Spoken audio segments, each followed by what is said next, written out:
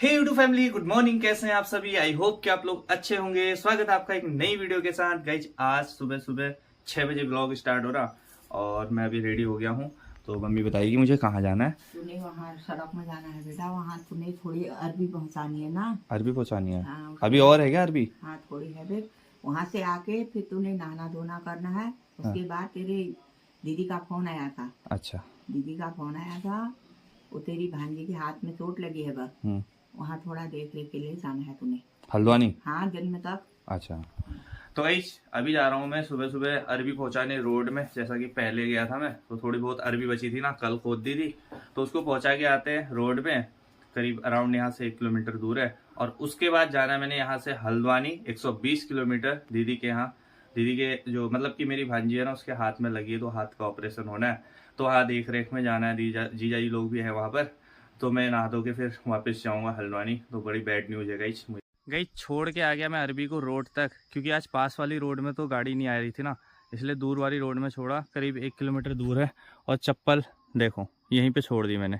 गई चप्पल ही टूट गई नीचे को आते हुए। ऐसा रास्ता है ना, एकदम जाते हुए एकदम खड़ी चढ़ाई और नीचे को जाते हुए फिसला और पूरी चप्पल टूट गई। अब चलूँगा मैं नंगे पैर ही, पूरे रास्ते नंगे पैर चलूँगा। चप्पल यहीं रख जाता हूँ। टूट गई गई चप्पल तो टूटी पैर में ऐसी चोट लगी ना, उंगलियों में पूरी उंगलियां मुड़ गई थी मेरी। तो फिलहाल अभी नंगे पैर ही चल रहा हूँ। ठंड इतनी लग रही है ना नीचे से, एक तो ओस पड़ी है और दूसरा इस तरफ धूप भी नहीं आती है, तो रास्ता भी ऐसे ही है उबड़ खाबड़। फिर भी बिना चप्पल के सही लग रहा है, क्योंकि चप्पल टूटी है ना, एकदम पैर आगे चला जा रहा है और उंगलियों में चोट लग रही। तो फिलहाल चलते हैं। गाइस देखो उस तरफ से आ रही है धूप की किरणें, तो पूरे में आई नहीं है अभी, धीरे धीरे आ रही है। मेरे पीछे से आ रही है धूप की किरणें और सामने की तरफ। तो अभी जा रहा हूँ मैं घर की तरफ वापस। देखो क्या प्यारी प्यारी घास है। अब पता है ये जो घास सूख गई, इसको काट के ना स्टोर कर लेंगे अपने घरों के पास में, स्टोर कर लेंगे। फिर बरसातों में जब टाइम नहीं होता, बाहर जाने का मतलब मौसम नहीं होता, खूब सारा पानी होता है, तो तब इस घास को निकाल के खिलाते हैं। और सामने देखो जंगल ही जंगल। और ये दूसरा गाँव है गाइस, तो वही गाँव है जो मैंने पिछली वीडियो में आपको बताया था ना, जो गहरा सा तालाब बना था। इसी गाँव के खेतों के लिए पानी जाता है उस तालाब से, जो गांव बता रहा था। ये है वो गांव।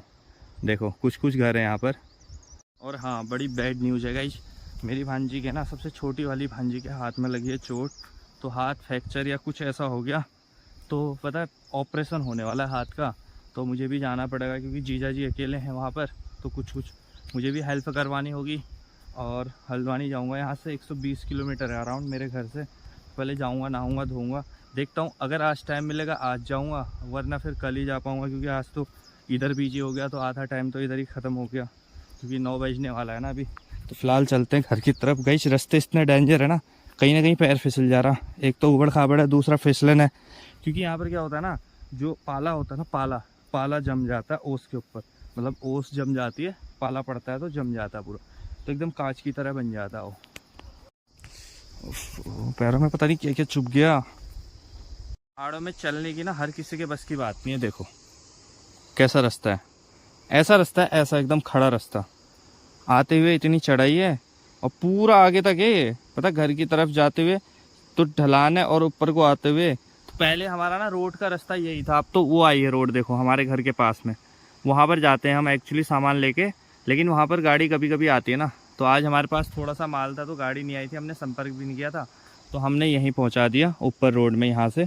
तो यही रास्ता था पहले हमारा, पता रोड तो हमारे वहाँ अभी आई, लेकिन पहले यही रास्ता था। तो इन रास्तों में चलना बहुत मुश्किल है, वो भी बिना चप्पल के तो मुश्किल ही है गाइज। मुझे ना यहाँ पर चलते चलते ना केदारनाथ की और बद्रीनाथ की याद आ रही। केदारनाथ की तो बहुत ज़्यादा याद आ रही, क्योंकि केदारनाथ जब हम गए थे ना, तो पूरी टीम थी मेरे साथ, और आज मैं अकेला चल रहा हूँ। सेम केदारनाथ वाली कंडीशन है, बस नदी भी है, देखो इधर भी नदी है, उस साइड भी नदी है, अभी दिखाऊंगा आपको। तो सेम ना केदारनाथ वाली सीन हो रहा है यहाँ पर। तो लेकिन बस ये है कि मेरी टीम मेरे साथ नहीं, अकेला चलना पड़ रहा है। आई तो 30 किलोमीटर की हमने चढ़ाई चढ़ी थी केदारनाथ के लिए, लेकिन वहाँ पहुँच के जो सुकून मिला था ना, आज तक कभी नहीं मिला मेरे को कहीं भी। मतलब आज तक की मेरी सबसे अच्छी ट्रिप थी वो। और देखो 2 नदियाँ मिलने वाली है। ये नदी इधर से आई है और उधर वाली नदी हमारी है, जो सफ़ेद सफ़ेद पत्थर दिख रहा हो, वो वाली नदी हमारी आई है। और यहाँ पे दोनों नदियों का संगम होता है। और आ चुके हैं अपने भोले बाबा के मंदिर में। तो आप सभी के लिए भी मैं प्रार्थना करूँगा, सब लोग हैप्पी खुश रहें, तो ये है हमारा, आगे है, इसके आगे है चौराहा। आपने काफ़ी ब्लॉगों में देखा होगा मंदिर। नीचे बाबा जी का मंदिर है, भोले बाबा का, और ऊपर माता रानी का मंदिर है। तो अभी नहाया धोया नहीं हूँ, तो अभी दूर से ही बस ऐसे ही हाथ जोड़ के चलता हूँ, फिर कभी नहा धो के रह आएंगे मंदिर में। इधर का गेट ये है मंदिर का। पता है हमारे भोले बाबा के मंदिर के लिए 3 रास्ते हैं, एक उधर से है चौराहे से, और एक जो मैंने अभी उधर से दिखाया था, और एक इधर बीच से है। तो ये बाउंड्री है, और यहाँ बैठ के आप आराम से 2 नदियों को देख सकते हो, पूजा पाठ कर सकते हो। और ये 2 नदियाँ मिल रही हैं, एक इधर से आ रही हमारी वाली, एक इधर से आ रही है, और बीच में देखो, आय हाय क्या मस्त जगह है ना। देखो 2 नदियों का संगम है बीच में गाइस। तो एक इधर से आती है, एक उधर से आती है, दोनों एक में मिलती हैं, फिर यहाँ से दोनों इकट्ठी चलती हैं नीचे हल्द्वानी की तरफ को। तो फिलहाल मंदिर में हाथ जोड़ ली है दूर से ही। ये इधर का फ्रंट गेट है, मेन गेट यही है। और ये आ गया फिर से चौराहा, ये है चौराहा। आप लोगों को पता ही होगा 4-5 रास्ते मिलते हैं यहाँ पर, एक जिससे मैं आ रहा हूँ, एक नीचे से, और एक उधर से, एक ऊपर से। तो काफ़ी सारे रास्ते मिलते हैं। फिलहाल मैं तो नदी के ही रास्ते चलूँगा, क्योंकि चढ़ाई में नहीं जाता हूँ। ये वाले रास्ते से भी मेरे घर को जा सकते हैं, इधर से भी, और सामने नाली वाले रास्ते से भी जा सकते हैं नदी के पास। लेकिन मैं आज नदी के रास्ते जाऊँगा, क्योंकि ये थोड़ा ठीक है ना मेरे पैरों के लिए, चप्पल नहीं है पैरों में इसलिए। तो फिलहाल यहीं से ही चलते हैं।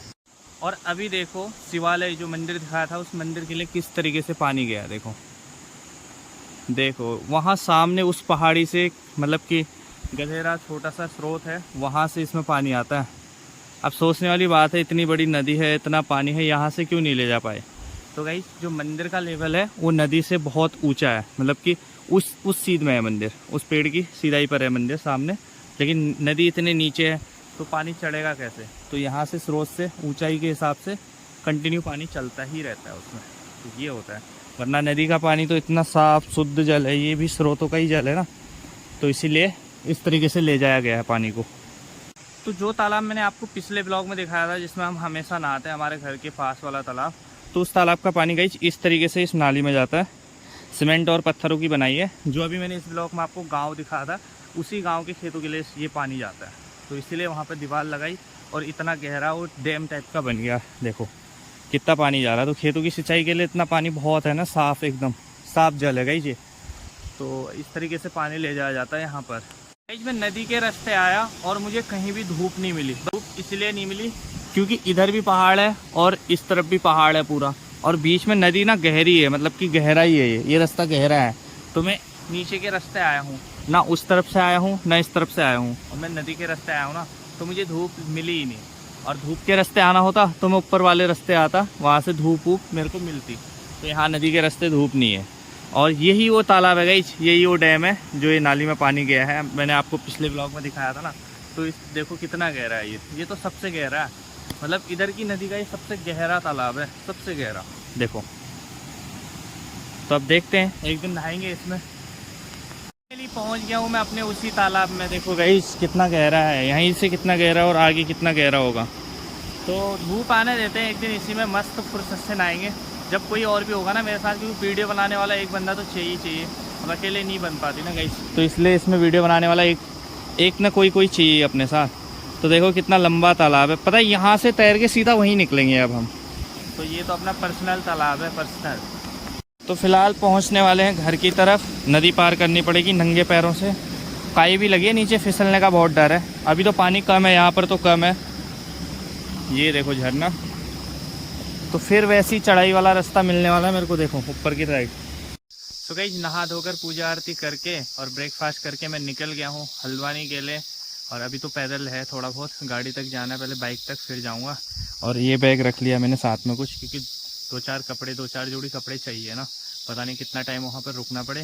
तो एक दिन से ज़्यादा तो मैं रुकूँगा नहीं, क्योंकि मेरे को और भी काम है, दूसरी जगह भी जाना है कहीं, और हल्द्वानी में भी 1-2 काम है, वो भी निपटाने। मेन तो भांजी वाला काम है, क्योंकि वो देखना ज़रूरी है ना, भांजी जीजाई के साथ कोई होगा नहीं, इसलिए 2 बंदे तो चाहिए ही ना। और गाइस उसी रास्ते से, उबड़ खाबड़ वाले शॉर्ट रास्ते से मैं गाड़ी के पास तक पहुंच जाऊंगा। तो ये रास्ता है देखो इस तरीके का। और मैंने शूज पहन लिए गाइस, पैरों में इतना दर्द हो गया था ना नंगे पैर चल के। तो फिलहाल चलते हैं बाइक के पास, और वहाँ से बाइक उठाते हैं और चलते हैं। मैं आपको भी फिलहाल आगे के रास्ते दिखाता हूँ। देखो सामने तो इतने उबड़ खाबड़ में, और यहाँ पे तो नंगे पैर से अगर चलता तो मैं चल ही नहीं पाता गाइस। निकल गया हूँ मैं बाइक लेकर हल्द्वानी की ओर को।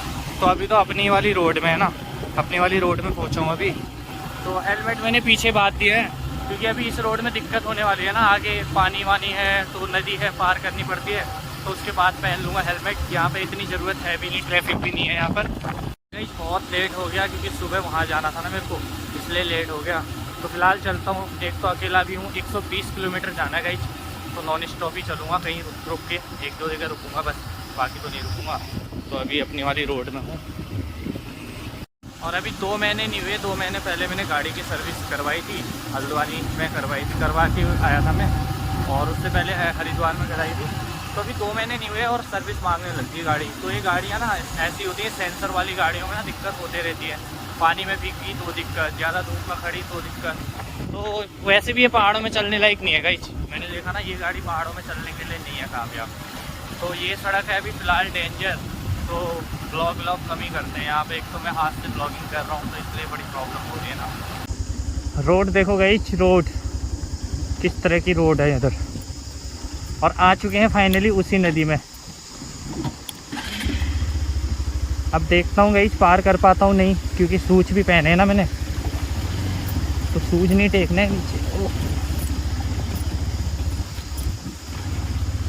आगे तो और ख़तरनाक है गाइस, शूज तो नीचे नहीं टिके हैं, मेरे पैर नीचे नहीं लगे हैं अभी तक।